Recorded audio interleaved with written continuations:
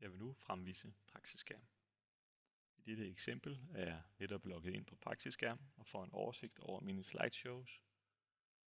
Og jeg vil kunne oprette nye slideshow her i den grønne boks, hvor jeg klikker opret nyt slideshow. I dette eksempel laver vi et, der hedder nyt, og trykker opret. Slideshowet kommer her i listen til venstre, og det kan også tilgås i min oversigt, hvor jeg har det her. Herfra kan jeg vælge at redigere det, jeg kan afspille det, jeg kan omdøbe det, eller jeg kan slette det. Jeg ønsker at redigere dette slideshow, og vi kommer nu ind her, hvor man kan tilføje slides. Jeg klikker på tilføje slide, og jeg kan vælge at tilføje en blok, som er tomme skabeloner.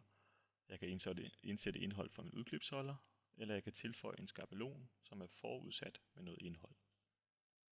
Du kan prøve at se her. Vi har nogle standardskabeloner, og vi har nogle, der dækker forskellige kategorier. For eksempel lægehuset. Der vil du gå ind og tage lægehusets åbningstider, lægehusets telefontider osv. Her vælger vi standard. Så ser man et udkast. Logoet her, der bliver vist op i toppen, men det er det, jeg har sat under min profil. Det gennemgår vi senere. Hvis du ikke har sat noget logo på, så vil navnet på din klinik blive vist i eksemplet. Jeg vælger dette slide, og jeg kan nu klikke på det og sige redigere. Heroppe kan jeg skifte min overskrift, og til højre får jeg med det samme præsenteret, hvordan slidet vil se ud. Så jeg kan skrive overskrift, jeg kan skrive min tekst, jeg kan lave en kildehenvisning, som bliver vist hernede i bunden med småt. Jeg kan vælge, hvad for en farve jeg ønsker på mit slide. Jeg stregen oppe i toppen, for eksempel den skal være grøn. Og jeg kan vælge varighed i sekunder, hvor mange sekunder dette slide skal vises. Hvis du ønsker at se dit slide i et nyt vindue og i et større eksempel, så klikker du her, og en ny fane åbner, og jeg kan nu se mit slide i 1-til-1 visning. Jeg vil gerne skifte billedet, så derfor klikker jeg herned på billedet. Her til højre skriver vi, hvad dimensionerne er, 580 pixel i bredden og 800 pixel i højden. Hvis man benytter et større foto, så vil det automatisk blive skaleret og blive beskåret, så det kan være inde i rammen. Hvis billedet er mindre, vil det blive centreret. Jeg klikker herover og siger vælg ny fil. Jeg kommer nu til filhåndteringen, hvor jeg kan se de filer, som jeg selv har uploadet, og de filer, som praksisskærm har lagt op, som er tilgængelige. Du kan kun slette dine egne filer, som du uploader, og du kan også kun se dine egne filer. Du kan ikke se andres brugers filer. Jeg ønsker nu at vælge en fil fra min computer, som jeg skal bruge. Jeg har et billede her, som jeg ønsker. Klikker på det og siger åbn, og trykker upload fil. Billedet er nu sendt, og jeg kan klikke på fortsæt, og kan nu se billedet i min filhåndtering.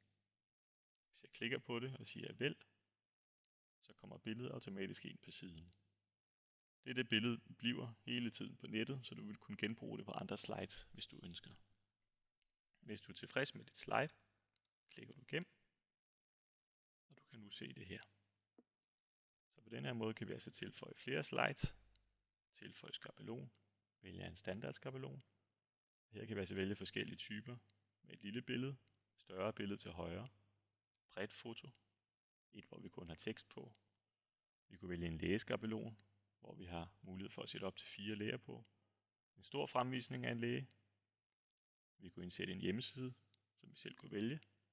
Vi kunne lave en pauseskærm, sætte et stort billede ind og måske lave en overskrift. Vi kan indsætte en YouTube-video. Vi kan indsætte vores MP4-video, hvis vi har lavet sådan en.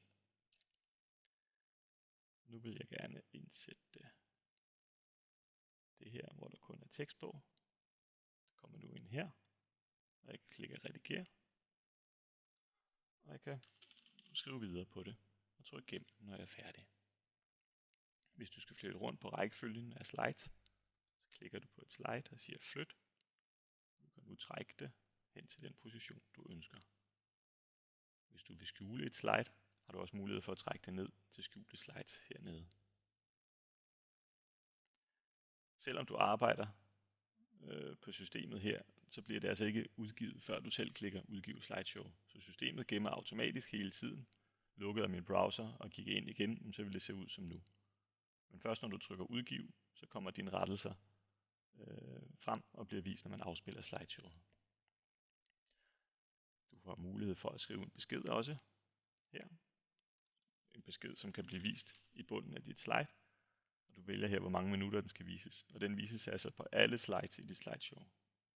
Prøver vi at sige gem besked. Jeg kan nu se, at beskeden vises i 10 minutter endnu. Og hvis jeg udgiver mit slideshow og trykker afspil, så har vi vores besked nede i bunden, hvor der står test.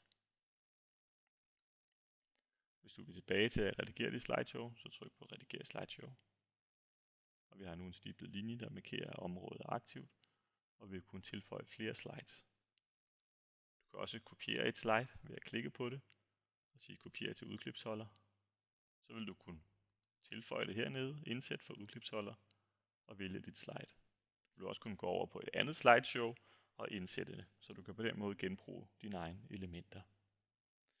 Hernede i bunden, der har vi altså nyhedsslide, som vi kan slå fra, hvis vi ikke ønsker, at de bliver vist. Ved at trykke fra. Nyheder er deaktiveret. Som udgangspunkt bliver der vist nyhedsslide. Og det er altså nyheder fra praksisskærm, ikke nogen reklamer. Jeg prøver at tænde den igen. Jeg kan nu se de 6 nyheder, som der er lige i øjeblikket. Og der kan du altså skjule enkelte nyheder, hvis du ikke ønsker at vise dem. For eksempel denne her med bilen. Skjul denne nyhed. Hvis jeg nu afspiller mit slideshow, så kan du se, at jeg får min egen slides først. Jeg får min besked, test, der kører i bunden. Og jeg begynder nu at få nyheder her fra praksisskærm, hvor deres logo vises. Hvis jeg går tilbage her, så kan jeg klikke på min besked, og jeg kan altså fjerne beskeden, hvis jeg ønsker at fjerne den, før den udløber. Hvis du skal ændre dit logo eller navnet på din klinik, som vises på slides, så gør du det under din profil og rediger. Her har jeg sat et logo på. Du kan vælge at bruge en ny fil, og så uploade et logo fra din computer, på samme måde som vi gjorde før, og så klikke på logoet og sige vælg. Du kan også fjerne et logo, klikke på det og sige ryd. Og hvis jeg nu gemmer her, så kan du se, at på vores slideshow vil der ikke være noget logo, men der vil stå demo, som er navnet på vores klinik. Og det er altså også noget, du kan skifte under profil. Her vil du også kunne tilmelde dig nyhedsbreve, og du vil kunne skifte dit kodeord. Det var gennemgang af praksisskærm.